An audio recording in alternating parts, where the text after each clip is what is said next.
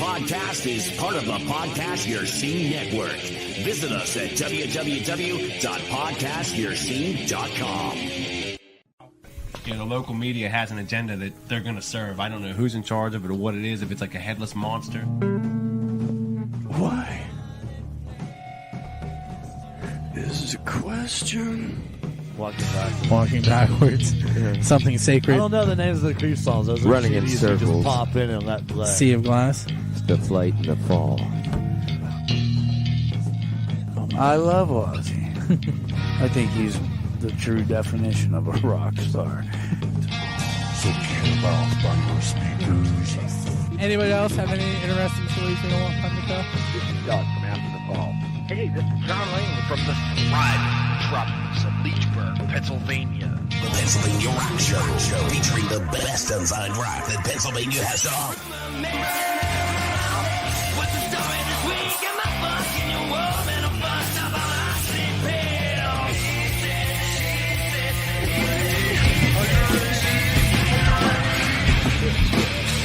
Are you ready? Let's go. What's up, everyone? It is Bill, and you're tuned into the Pennsylvania Rock Show, featuring the best unsigned rock and metal that Pennsylvania has to offer, right here on PARockShow.com, MegaRockRadio.net, and 107.1 FM KFGD, St. Louis, Missouri. On the beaches of San Diego, California, we have RootarooRadio.com, and the Highlands of Scotland, we have XRPRadio.co.uk. In the other side of Pennsylvania, we have oldiesxl.com in Philadelphia. And I'm sure I'm forgetting, buildthescene.com, which is my home right here in the thriving metropolis of Leechburg, Pennsylvania. And of course, music from the 412.com, both on the TV and the radio side of things. This is the Pennsylvania Rock Show, episode number 669. With me tonight are three members of the band Working Breed. And if you bear with me for a moment, I will get them all up on the screen. There they are. What's up? Hey, what's up? How's it going? Shaking. They're probably laughing. Probably laughing because they realized how quickly I said all of that after I said, sorry, we got to go live.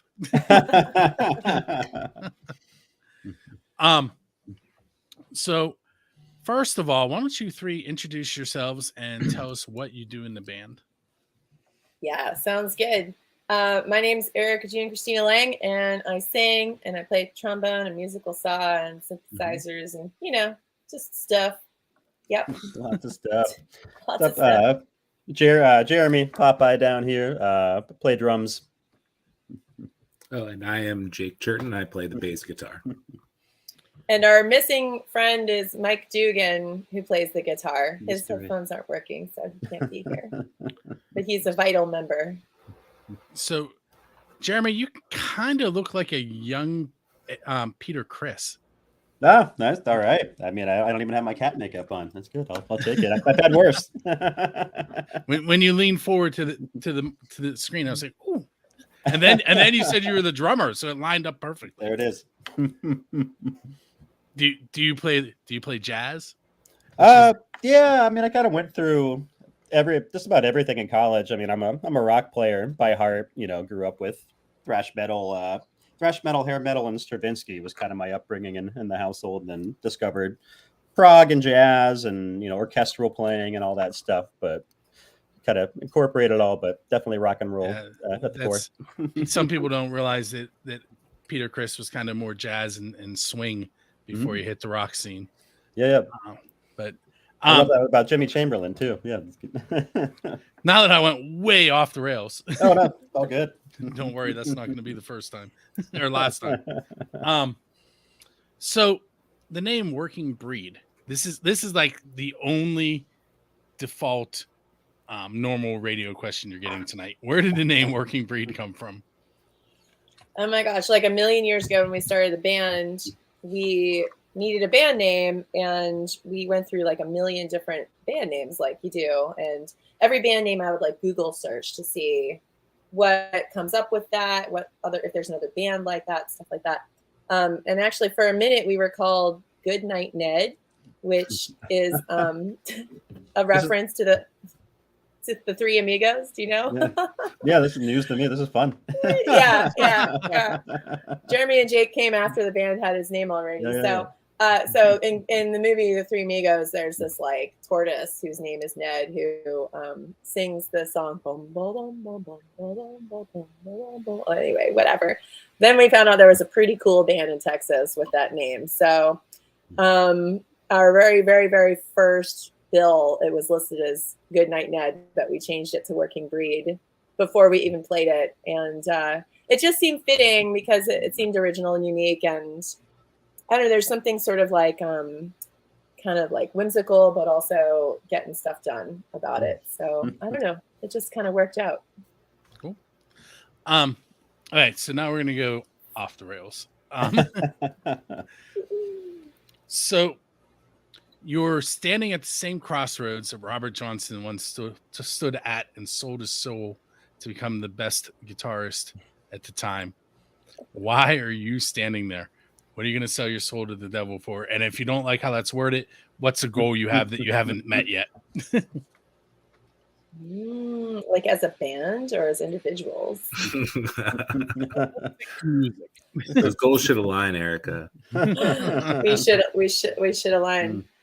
I mean, I don't know. Like what I think for this album, what we hope is just for people to listen to it. We're really excited about it, and we produced it in less than a year, so it's really like gratifying to like just like get it out there. And I mean, I mean, personally, I'd love to like just to have a lot of people hear it and boogie. You know, it'd be really cool placement in some sort of movie or TV or something. Do you know what I mean? Something like that. You do have to sell your soul to do that. I think you have to sell your soul to do There you go. that. There it is. I think selling your soul for anything is like a tattoo. Like eventually you're just going to be like, why did I sell that soul? You sell it once and then you keep selling it over and over again. But yeah, I guess I would sell mine to be the fastest bass player. Play all the fastest notes. I'd sell my soul so you could play all the fastest notes too, Jake. I guess I'd sell mine to be able to play fast enough to keep up with you. Yeah. But there we go. See, your goals did align. In the end, we're gonna turn into a thrash metal band. Like, Yeah, we'll be that's the called next album. We'll be called No Soul Asylum.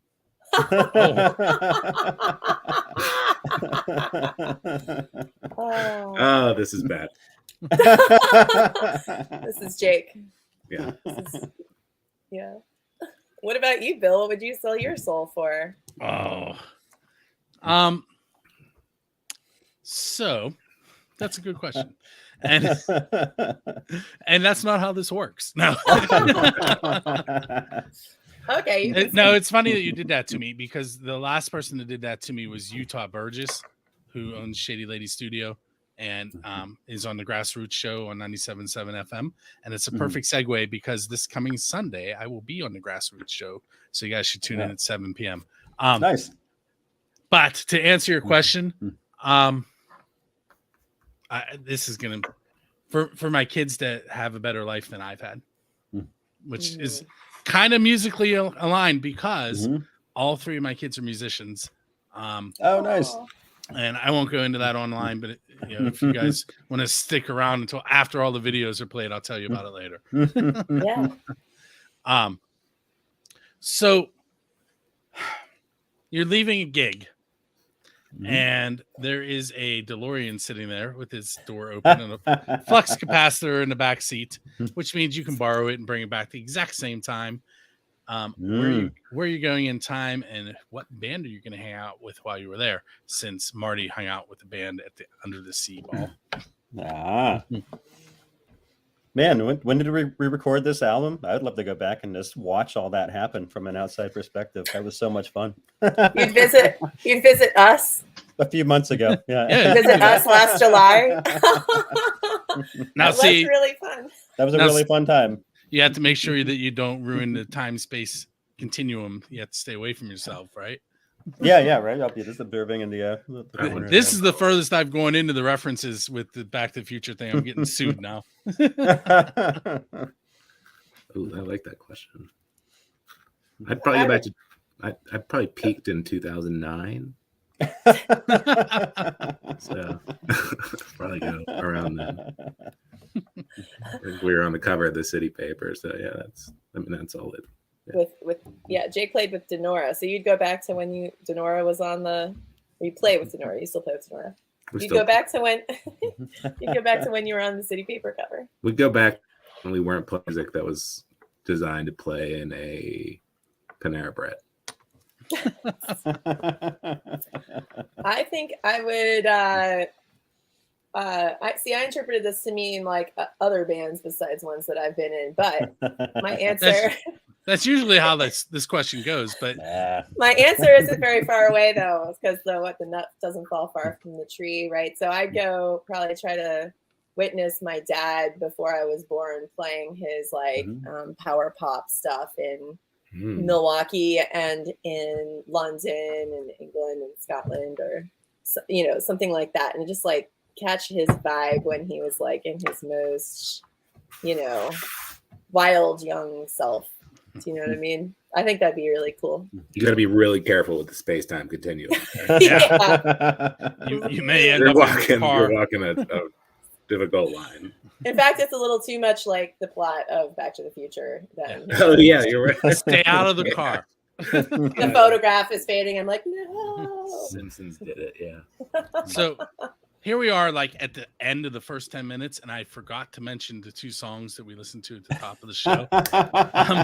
So the first song that we played was Infected by Dragonfly Effect, which is actually the 3 Questions in a Song guest. So you can learn more about that song by going to buildthescene.com and watching that episode. Or you can catch it on musicfrom412.com as well, both TV and video, which is brand new this week. It's the first time that it's been on the TV side. And we also heard from Illusions of Grandeur and their song Demons. So what we're going to do now is we're going to hear 2 more songs. They are Royally Bankrupt's song Somewhere I Shouldn't Be and Working Breed's song Break Free off of their new album that we're going to talk about here in just a moment. We will be right back. All right. Almost time for the annual Fostering Music Summer Shindig. Fostering Music is a charitable organization dedicated to enriching the lives of children currently in or adopted out of the foster care system. We proudly partner with local foster care agencies to provide musical instruments and instruction in conjunction with local music stores. This year's Summer Shindig fundraising event features 2 days of local music and outdoor family fun. Come out and make a difference while having a blast. Main Street Music and Sound is your full-service music store for instruments, rentals, repairs, and more. Our experts have over 40 years of experience in AV and lighting installations. And if you're looking for any kind of instruments, accessories, or gear, you'll find it here. Plus, we offer lessons for students of all ages and levels for a wide variety of instruments. Visit Main Street Music and Sound in-store or online today.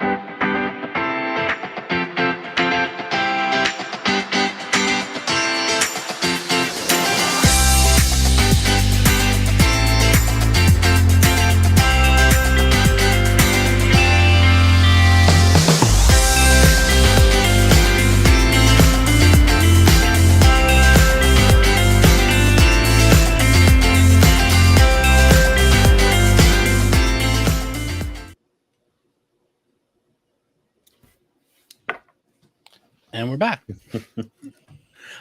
So you just heard Royally Bankrupt Somewhere I Shouldn't Be, which is brand new to the show, and the brand new track from Working Breed, whose 3 of 4 members are hanging out with me tonight, the song Break Free. And what I need you guys to do is take an MTV moment and do as storytellers and tell me something about the song. Oh yeah. Well, first of all, we really like to call it wake free instead of break free. But that's just a private. That's private. That's anybody who's watching this now. You know how to really pronounce it. I think it's just silly. It's just silly. It's just silly. This, I guess, like lyrically, this song is about this idea that sometimes when everything's not going your way and you're struggling a lot and there's some direction, but you're kind of fighting against it. It's better to just like go with the flow, break free out of whatever supposition you're kind of like you're holding yourself back with, and then you can become more yourself and grow a lot from that. And it's supposed to be joyous and it's kind of fun. It's like if we ever played an arena, it'd be like the greatest arena rock song because it's like everybody's singing the chorus, it's big and loud, so it feels like that when we're playing it, and it feels really cool. It just feels cool to play the song. So I hope it feels cool to hear it too. But yeah, when you guys should talk about our little instrumental solo bridge, which I think is fun. Oh yeah, that was just kind of a rehearsal in joke, I think, right? We're against extended long solo sections of the tunes, so we each decided to just take 4 bars and play something kind of ridiculous, and then commit it to tape and act like it was the best solo ever. And it turned out to be. They're all great. This little wacky studio stuff. Yeah, it's very silly. It's just like a little squealy on the guitar, a drum fill, and then like a synthesizer. Wee, and that's like the entire solo section. So it's fun for us, and also it kind of goes with the attitude of the song, I guess. Yeah. So your release show with it's Frisco Kid, right? Cisco Kid. Mm-hmm. Is coming up in a few days, right? Yeah. So, yeah. Wow. And it's sorry if that didn't hit you yet. yeah. It keeps hitting over and over. and it's at Little Giant Studio. Yes, yeah. Have you heard of this place? Yes, but I'm not familiar with it. Like I heard of it before I saw it on your flyer, and before I put it on the concert calendar that you're going to see in a little bit. But I haven't been there. So why there? Like, so Brandon Lehman is putting this space together, and we really like it as a community kind of space for musicians. He has these little open houses once a month, and people from all different corners of the scene all over Pittsburgh who maybe don't normally interact do come to these events and kind of get to meet each other and learn about things. Like he'll have like the vinyl plant guy show up and give a little talk and an example, and people can kind of like share tips and tricks and all kinds of good things. So he also has a good soundboard and it's set up for rehearsals so people can rehearse there for like a pretty good rate. So it's just like, it's cool that this is a new community space, and I think we're amongst the first few people to try to do a show there. So we'll see how it goes, but I don't know, it seemed like right to kind of have something. It's 75 capacity, so something kind of like sort of somewhere between a house show and a really big show to do this celebration. And then we'll have a bigger vinyl release later at Spirit Lodge on September 1st when we get our vinyl back. Yeah. So I was trying really hard not to give it away, but I'm sure you guys figured out that something was going on in front of me. Something that looked like a Mitch Hedberg bit. Something up and to the left made everybody happy. One of my musician daughters came in with her clarinet and her book to show me that she's learning to play My Girl. Nice. Aww. And I was trying really hard not to react, but she wouldn't go away, which sounds terrible. You did great though. Yeah. And since I mentioned it, she plays clarinet. Aiden plays the trumpet and keyboards and harmonica, and a little bit of drums, a little bit of guitar. He taught himself how to play fife. My daughter Emmeline plays the clarinet, and between the 3 of them and singing, they're in like 2 choirs and 6 bands. Wow. So nice. There, I said it. All right, so they're They're getting used to the busy musician life early, which is probably good. They're in adult and children's choir at church. Oh wow. So the release party. Tell me a little bit more about what to expect from the album and what you're like, why you picked Cisco Kid. Just give me some insight into what's going to happen on the 6th. Yeah, sure. Cisco Kid was a good choice because two of the members, Addie Twig and Jojo Gustafsson, I hope I said his last name right. They used to play in the Telephone Line, and that is a band. They just put out their last album, and they're not doing the band anymore. So they kind of went out with Big Bang, and we have played more. We have played so many shows with Telephone Line. Like they wrote this thing. Oh, we played most of our shows. The number one band we played with was Working Breed. So we thought it would be kind of nice to kind of like just transition over. And Cisco Kid is a great band. They're super rock and roll.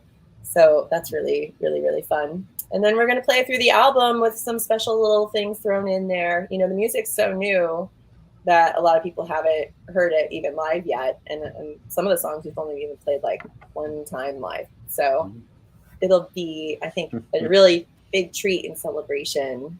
Yeah. And yeah, we have a bunch of random fun things going on while you're there too. So yeah, surprises. Do you guys want to add anything? That was pretty good.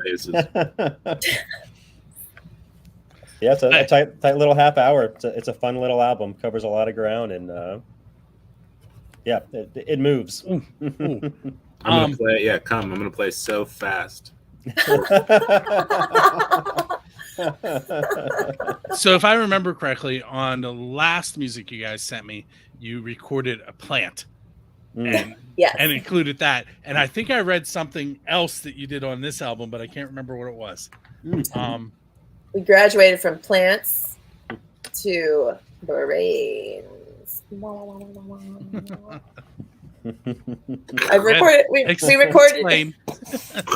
We recorded our brain waves, and brain waves. We looked angry doing it.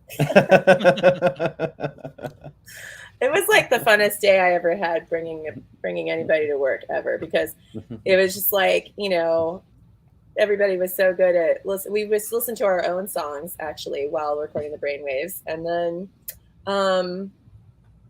basically the brain neurons are always firing at different frequency rates, and some are going faster and some are slower, and they're at the same frequency rates that musical notes are at, but they're just like very, very tiny.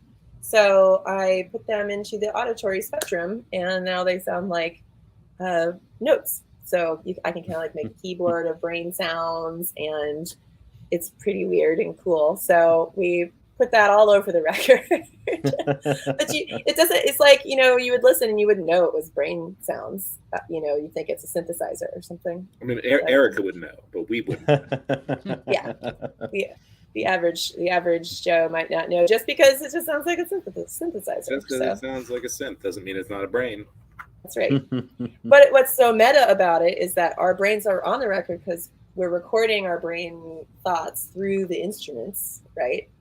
Now this is also the brain itself as an instrument, and it's listening to those parts of the song. So it's really our auditory cortices and how do they sound when they're listening to this music. So it's pretty cool. Which one of you just said "whoa"? I'm adjusting my lighting so I can be more like you guys. Did you guys like being lab rats for a second? Yeah, that was a lot of fun. It was great. That was some fun photos, and it felt like it was fun. But here's where you can hear it. So we in the song Gaslighter, which you're not listening to on the show today, but you'll hear it on May 6th when the album drops on Spotify and Bandcamp and everywhere else you can find music. That title track Gaslighter has this little thing, another inside joke. We like to have fun. One of the backing vocals kind of goes like, which is the tonal sequence from Close Encounters of the Third Kind. And we thought that was so funny So we all listened to that tonal sequence like 100 times while our brains were being scanned. 11 minutes, I think. So yeah, 11 minutes of that, like borderline Clockwork Orange level torture. But then we were able to make the sequence out of the brain sounds. So that is one place, if you listen to Gaslighter and you hear the that little tiny phrase is actually one of those notes is one of our individual brains making that note with the brain waves. All right, so I have one more question for this segment, and that's when Erika brought this idea to you guys, what did you think initially? Well, she already knew what we were going to think. Perks of the job, I guess, but yeah, totally on board. It like takes takes music concrete to a whole new level. Yeah, you don't have to ask Jeremy twice to go to some strange floor of a hospital. Not again. No, one of the greatest things about Working Breed in general, this has always been true the whole time we've been a band, is like everyone is game to try stuff, and especially this configuration is just like anybody who has an idea, you just give it a whirl. Let's give it a whirl, and then it turns into this amazing new music, and that we're all invested in. You know, it's very cool. Or it's terrible. You be the judge. Yeah, that's right. May 6th. All right, so what we're going to do now is we're going to take another break. For those of you that are tuned in to see who's going to win the tickets to Lido Ford, that's coming up next on the video end. On the radio end, you're going to hear a brand new track from Noble Hops featuring the Mo Show. It is called the Mo Spangled Banner. That's Utah, who I mentioned earlier. That's his band with his band. That's confusing, but I'll explain it later. And then we're also going to hear Charlie Barath, Ollie Ollie, and then we'll be back with Working Breed.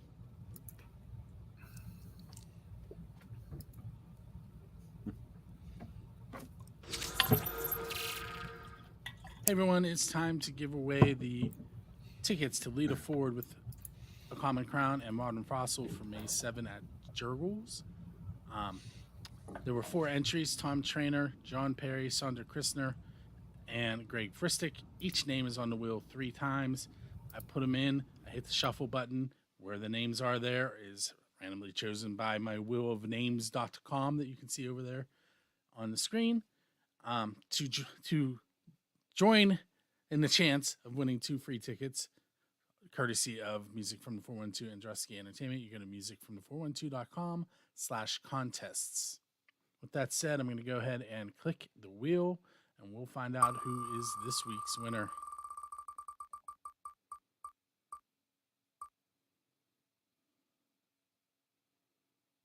Sandra Christner. Sandra, keep an eye on your email. You should receive those tickets sometime within the next 24 hours. Congratulations for those of you that did not win or did not know.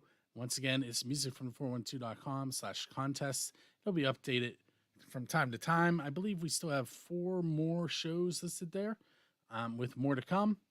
And with that said, we're going to get back to Working Breed on the Pennsylvania Rock Show Live. You can catch me there each and every week, 9 p.m. on musicfromthe412.com.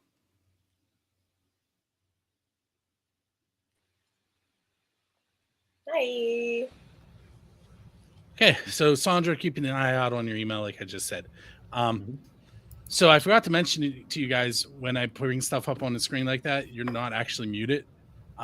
So I went through and muted you, but then I have to unmute you when we come back. But Who was it? Was it me? I'm not sure, but there was definitely some noise going on there, and I'm like, that's not right. Where's that coming from? Who was it? All right, so what we're going to do now is I'm going to get back on my rail, which is off of everybody else's rail, and I'm going to ask you this question. This is the official Build the Scene question. It's, who's your Dave Grohl? And by that I mean, what band do you want to go up on stage with and play one of their originals? Oh, that's a good one. And if you weren't positive if this was really live or not, you could probably hear the sirens behind me right now. Oh man. Well, with confidence or without confidence? Who do you want to go up on stage with? I feel like Jeremy wants to go on stage. Not that we're supposed to answer each other's questions, but I feel like Jeremy. That puts a twist on it. Yeah, right. I think Jeremy wants to go on stage with what's his face from you know who I'm talking about. I know you know Mike. Oh, one of the Mike's patent not projects. here. Yeah. Mike Dugan. No, wait. No, I think, I was Faith No More guy. Faith No More guy. The police, or any one of the Mike Patton projects, or Mike Patton. That's who I was. Coming in for Dave Lombardo somewhere would be super fun. But yeah, this really. I mean, from a drummer perspective, just drummers that I love their creative style and have try to rip off most of the time, so maybe it would work. Do they have to be alive? No, you still have a DeLorean. Oh yeah. Why do you think I asked that early? I want to hang out with David Bowie. Be careful around your dad. I'm not gonna visit my dad. I'm gonna change that plan. I'm gonna change the plan. I feel like I'd want to go with Prince, but he wouldn't probably like to have me there, so I will go with David Bowie. I want to play with David Bowie. I think that'd be so cool. That'd be cool. Yeah, you could go way back with Prince and earn your way up. Yes, to where he would respect you in the end. Way back, I could ride his purple motorcycle with him. I want to go back in the same thing. I want to be in the band with Erika. She just wouldn't know me at the time because we hadn't met yet. Good. We formed the band after I ride Prince's motorcycle. Is that what you're saying? I think we jumped the shark and we're now on Quantum Leap instead of Back to the Future. I like that too. Yeah, that's good. I think the only time that I wanted to be on stage playing was when I was younger. Now it's more like a chore, and I just don't want to do it. So. No, I'm kidding. I really do like it. But I do remember seeing shows very young and being like, I want to be. I had a hard time listening to the shows live because I wanted to play so bad. I was at Trey Anastasio concerts, so I'll say I want to be in Trey Anastasio's band in 2005 or something. 2005, you wanted to be in Trey Anastasio's band in 2005. We have a DeLorean. It doesn't matter. See, he caught on. It's all relative. I'm trying to follow some rule system. That's not real. Yeah. No, it's fine. We can go back. So you mentioned when you were younger, and that clicked the question that I sometimes ask. Can you pinpoint the moment that you realized that you wanted to be in a band? I was in sixth grade. Yes, sixth grade. I rented a bass because my friend got a guitar, and we were in a band called 1.5%. So it was exactly that moment. It's not a good band. Yeah, I moved on. I think I played my first gig ever was in a band with my dad in third grade. So somewhere back in those pots and pans rating early days, that I think it was kind of predetermined, even if I didn't realize it, that I wanted to be in a band. Your dad probably treated you just like a real working musician. You were killing it. Well, it was great. He played everything but drums, so it worked out awesome. Well, that is perfect. I think for me, I had my dad was a musician, so the music was all around all the time, and he was always in bands and stuff because he was so cool. And then my brother was doing that. And one time we were in London, we were recording something in his British buddy's, house studio, and I sang on that. And I can tell you it was real bad. It was real bad, and I'm glad it's lost to time. But although I kind of want to hear it, but it's real bad. But then I wanted to be in a band, but I didn't think I was cool enough. But after I got divorced, and I was like, I must be in a band. So And then I found one on Craigslist and I joined it, which I don't always advise, but the guys I wound up with were really cool and they were really nice and let me get my feet wet with music. That was Slingshot Genius, and they're all really cool musicians too. How old were you when you did that recording? I was like 15 or 14 or something. 14 maybe. Yeah. Young. I had no vocal training. I mean, I didn't know what I was doing. I just kind of, they tracked me like 5 times and put them all together and did an average. And I mean, like, it was my first studio experience though. So that was very cool. Getting to like see what that was like at all, you know? So, you know, it was cool. So Erika, yeah, that's cool. I have an odd request for you. Can you move to one side for a second so we can see the picture? All right, now you can come back. All right, now, you know, it's behind all of us, but it's also behind Erika. And my question is, who did you convince to let you do that? It's a great question, actually. We want to answer it because it's one of our favorite people. Hold on that thought for 1 second, though, because the people on the radio have no idea what I'm talking about. So the picture is that's on the front of the album, correct? Yes. And it's a W and a B. It looks like it might be steel. Wood. All wood. Oh, it's all wood? Mhm. All wood. And it's in a big bonfire, basically. All right, go ahead. We burned them down. So first of all, those letters are from our last album release party. Our buddy Dave Flores made these enormous 8-foot by 10-foot letters, and we squeaked them into the Thunderbird. Like, they literally squeaked on the way in. They barely fit. And they're just sort of, they were awesome, but they were kind of like a pain in the neck to have around all the time and move around. So when we titled this, so when we titled this album, we were like, oh, we gotta burn those letters. So the person who let us do this, though, was Chris and Amy Leia. Amazing, I know amazing he has property. He has a house that people play in. Why can't I think of the name of it? Called Live Bird. Thank you. Yeah, it's called Live He's been Bird. on this show a long time ago. Yeah. He's an amazing guy, and he lives next door to this house, and he lets bands do all kinds of stuff in there, and he has this big yard, and the view behind the W&B, actually, it used to be all trees, but this tornado came through, and it went like between his houses and just destroyed all those trees and gave him an amazing view and didn't ruin any of his house property, which is like amazing. So we had this like amazing view, and he was like really cool with it, burning up this huge bonfire. Yeah, so it was such a great day, wasn't it, guys? It was an amazing day. That was a killer time. Where we still have that DeLorean, right? We can go back and visit there too. Yeah, we can just go check it out. Did you have s'mores? Or did you have to bring them with you in the DeLorean? We got to bring them. We had lots of beers. We didn't have any s'mores.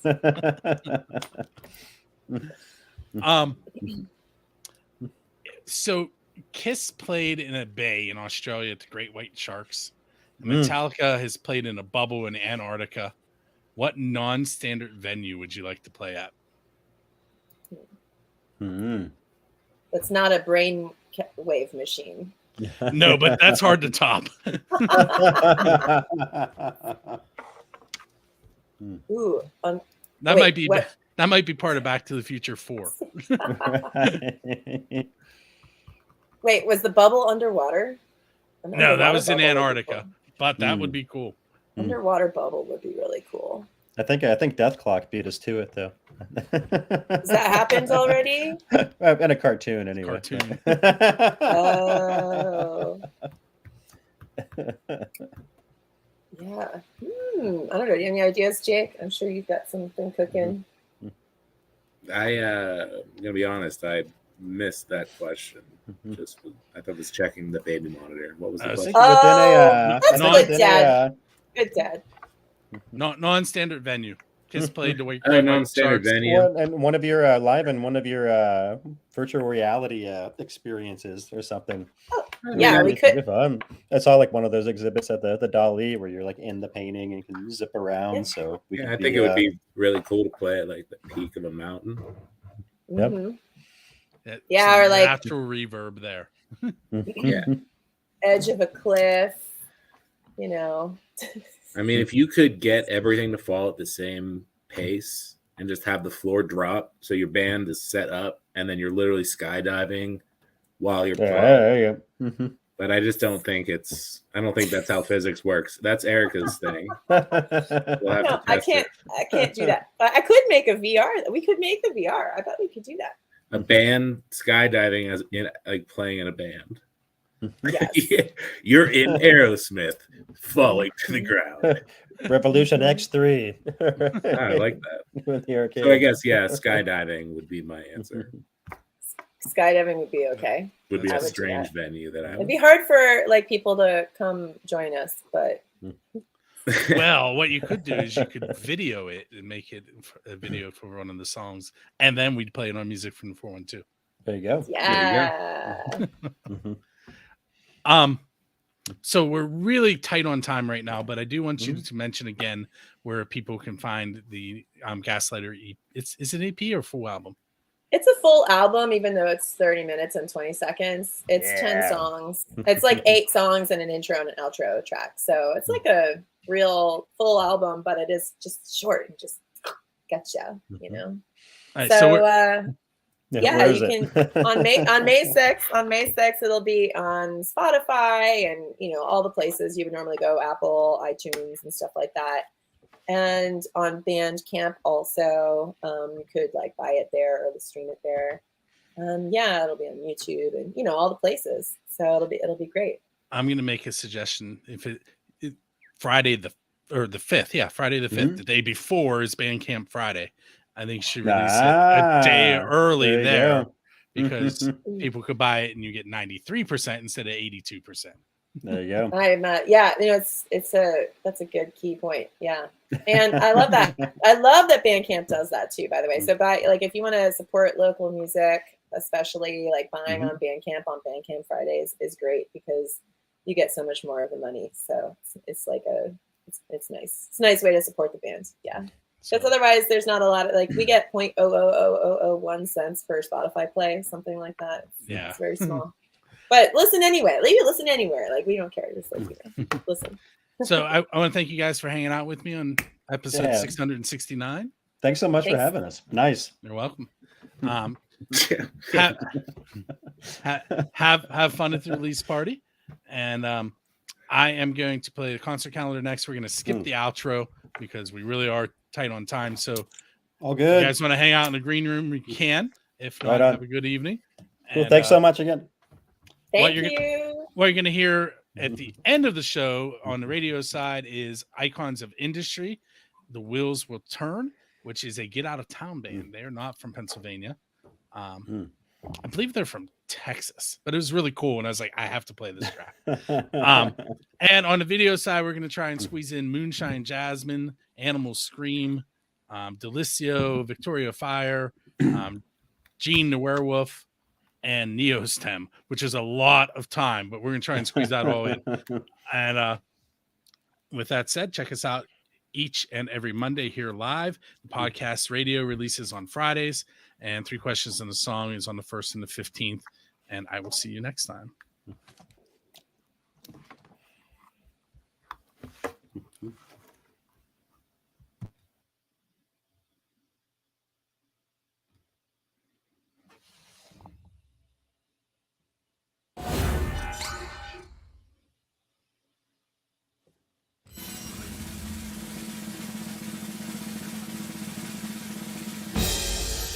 Hey everyone, it's Bill from Music from the 412 with your concert calendar for May 1st through May 13th, brought to you by BuildAScene.com and FirstAngelMedia.com.